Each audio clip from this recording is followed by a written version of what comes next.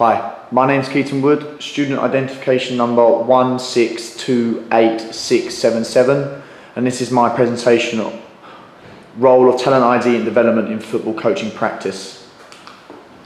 First of all, what is talent development?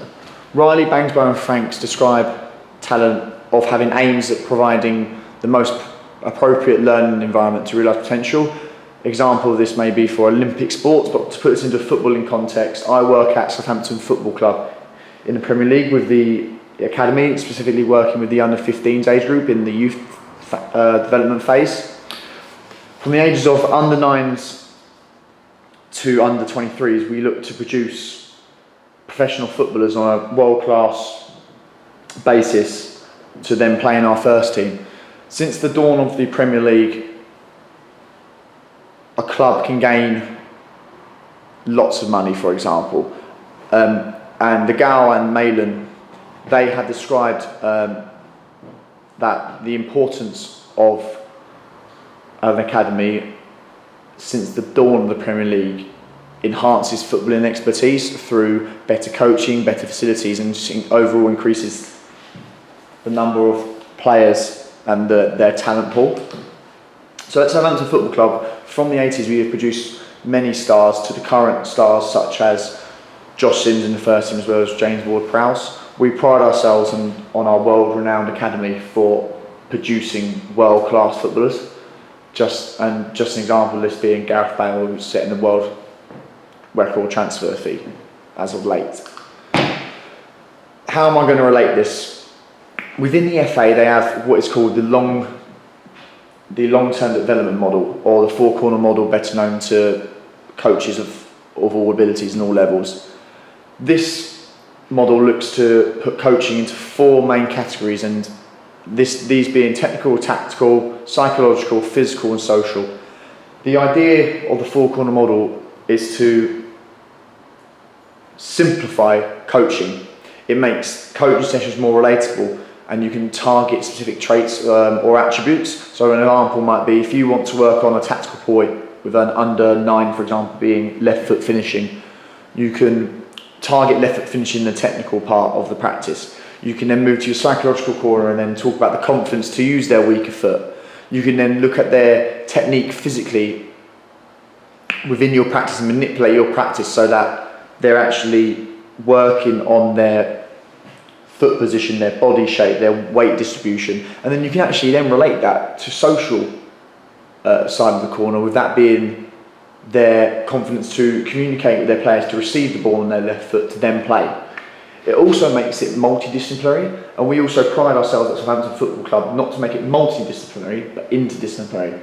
What I mean by this is we look to individualise our coaching in a holistic approach where each player is looked at specifically for what they need within an interdisciplinary system.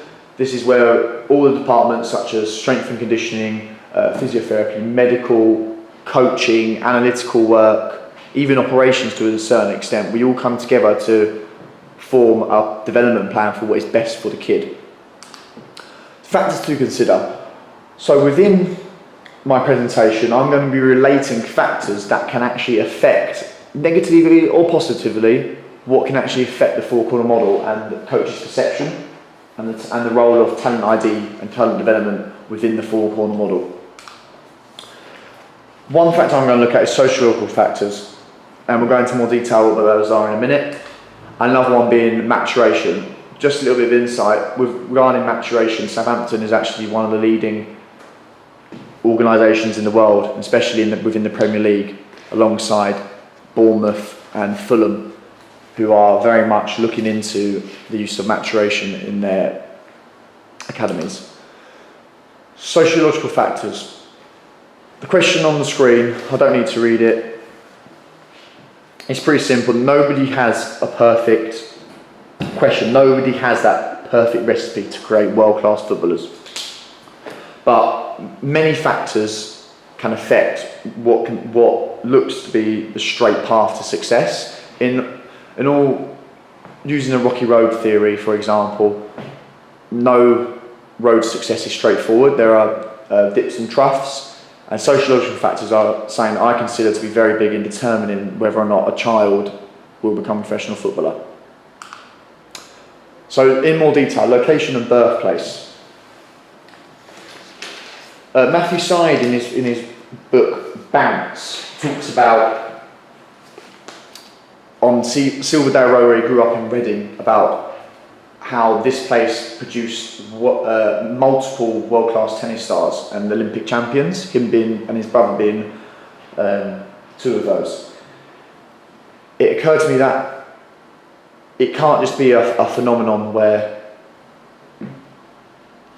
this has happened just once. So looking at other places, in cities of large population density, sometimes isn't the best place, and I'll move on to that a bit later. The Premier League has actually recognised that your distance from a talent club, for example, such as a Southampton Football Academy, can heavily affect your success as a football athlete. So now, as Premier League guidelines, Premier League rules, for a foundation phase player, so a player from under 9s to under 11s, you have to be within an hour of the training ground, or for a youth development phase, under 12s to under 16s, you have to be within an hour and a half.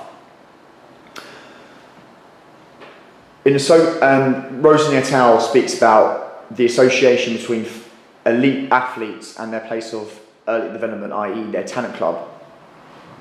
It's actually been said that the closer that you are to a talent club opens up many opportunities to learn to coach. If a player is close to their talent club, they have more opportunity to go practice, they have more opportunity to go and be exposed to that elite coaching that's going to make them a professional footballer. In a better context, it's actually been said by Coates in 2006 that the optimum size for athlete development is actually between 50 to 100,000. Using Southampton as an example, we have special guidance from the Premier League that allows us to not just have a catchment area that's within an hour and a half of Southampton Football Club, based this upon our geographic location within the United Kingdom. Approximately half of our catchment area is actually in the sea. So we have special privilege to gain, to widen our net, for example, to get players from the likes of Devon, the South East, all the way to London, and the famous Bath Academy where Gareth Bale was scouted from. The way that works is completely different. So we have lots of middle class young boys who live in Southampton, very privileged boys who come to work at the club, but we also have boys from London. Two very different ends of the spectrum. We have, on one hand, very privileged boys, as I explained, who have families, possibly may have more money, they don't have to travel as far to the club, and they're here for day release on Tuesdays, Wednesdays, and they also have evening trainings on Tuesday, Friday evenings, and the match on Sunday, typical weekdays.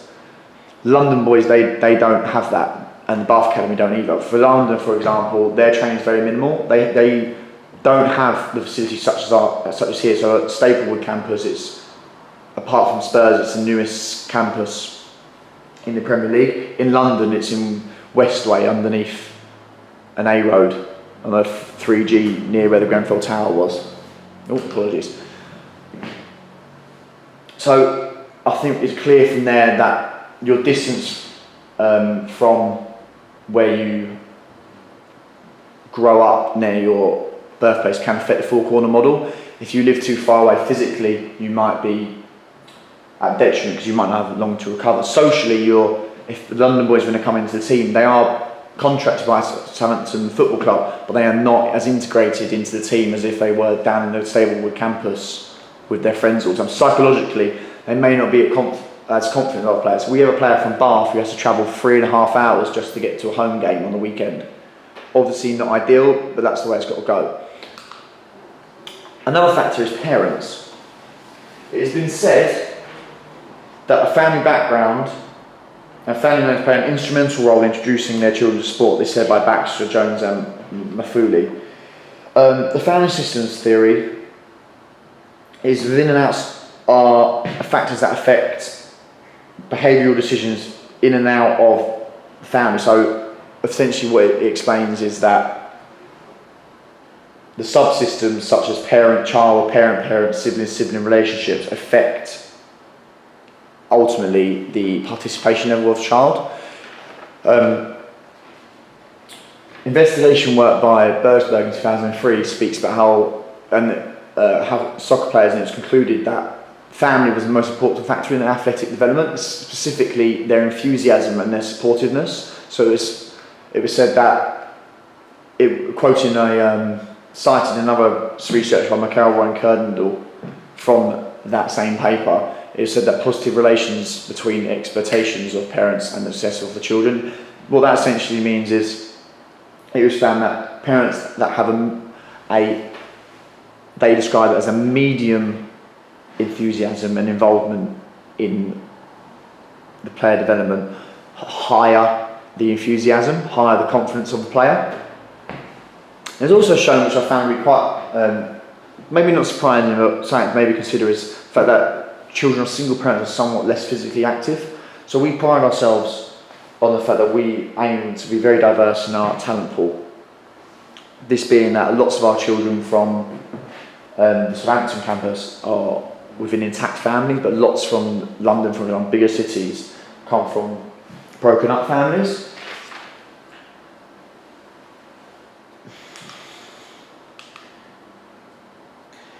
The balance between being too involved and under involved for the parents is very critical. If the parent is over involved, a child's psychological factor could be that they are scared, they are less confident, they are afraid to make mistakes. So technically they won't want to try new things. Or if we have a parent that is under involved, such as they might not have the confidence to actually believe that their parents will support them in their decision making. They may not want to train their tactical points. They may not want to develop for the fact that they might not care because their parents don't care. Using the Brackenbridge 2006, he has produced a conceptual theory around the parent's optimal zone, and this relates to positive engagement in elite youth sport. It speaks about how there is a fine line between if a parent is under-involved or over-involved, and they describe the parent's optimum zone as being moderately involved, and that relates back to birthplace regarding if a player is far away from the location of their talent club, will the parents be likely to take them back or not take them to and from training, to and from games?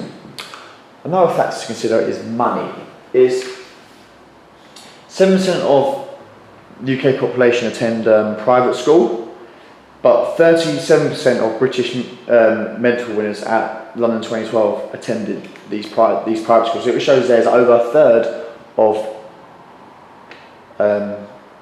Olympic champions actually come from very well-off families. Here at Southampton Football Club, as I said before, we have lots of white middle-class boys that come through the system here. To quote Coate in 1999, many players that come from intact lots of athletes come from intact middle-class sociological economic levels. This being that, as I said before, they're not working class, they're middle class within a working environment. Using some statistics, put how much money it is to become a professional sportsman. It is said by the USTA, the National Collegiate Varsity Committee, that to become a professional golfer per year at varsity level is $143,000. Puts into football in terms, a player from London, for example, if we didn't have the network to get the boys to and from training, for example, with the buses that we run, with the coaches that we run, is a family member, especially a single parent, going to be able to afford to take their child to and from training over 100 miles there and back. Another study from White and McTeer in 2012 actually shows that the higher the social economic level, the more frequent they are to sport. This being that lots of athletes who are lower in sport actually get diverted away and move on to higher crime rates, for example. This raising back to birthplace being maximum, optimum density population. Moving on to maturation. So what I want to put this into a context of, does maturation affect experts / coaches' perceptions of athletes' abilities? As I said before, Southampton Football Club prides itself in being a leading organisation regarding this issue. And since being here for a year, I've found this to be a huge factor into why boys and why some boys get reached and or don't get scholars. So what I'm focused on was the relative age effect. Relative age effect is essentially boys in an elite environment or a football environment. Many of them are born within the first and second quartiles. This being from September to January. It was shown in many studies like Mush, Gronding, Williams, for example. The highest level of youth soccer, there was a strong bias towards the inclusion of players born early in the selection year, whether that be from January to January or September to September. They were born in that first two quartiles, first half of the year. To put this into layman's terms, essentially a young boy in Southampton Football Club in a under 15s, for example, one boy born in September compared to one born in August the following year. Essentially, that player born in September has an eighth more time on the year, eighth more time alive on the earth, which means they are open to more experiences. So their physiological corner is a lot larger than their counterparts. They have a lot more experiences to learn from. Their muscle memory is different. They're physically going to be more along their biological path.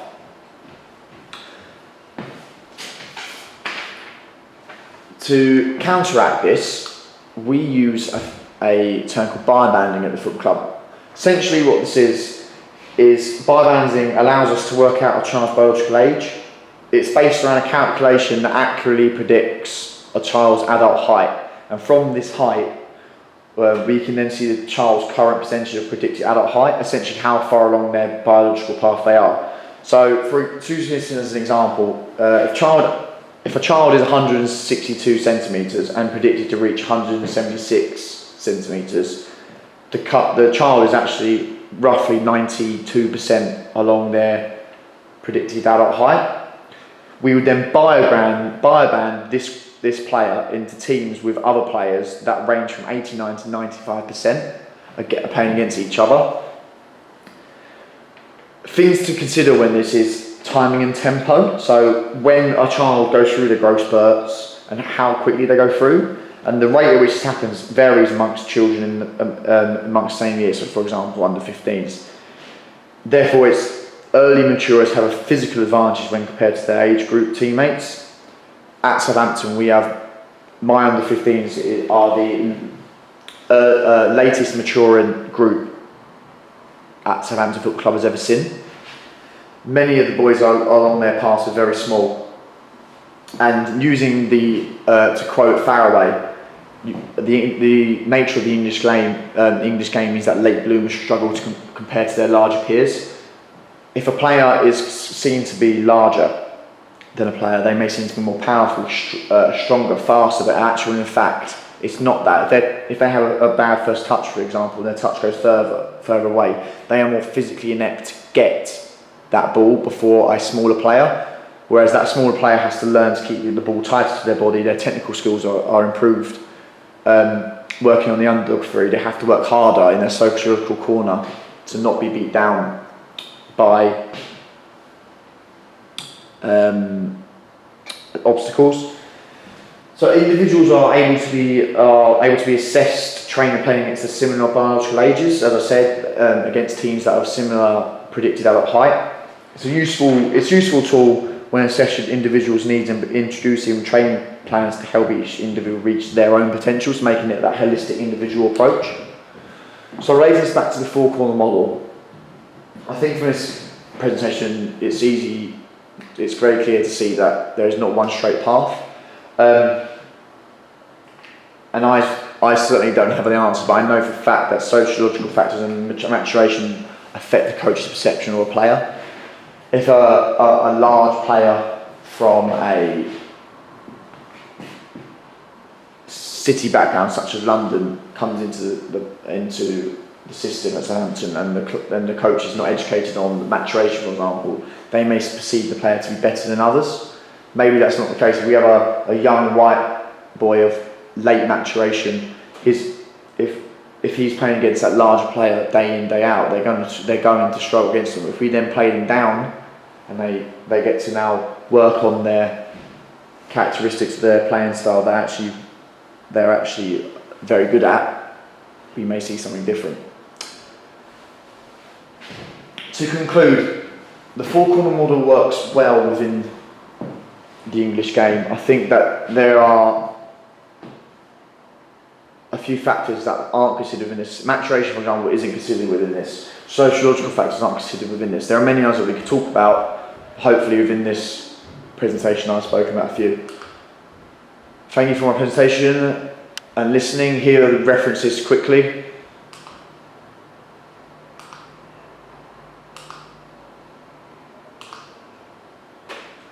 I look forward to hearing your questions. Thank you.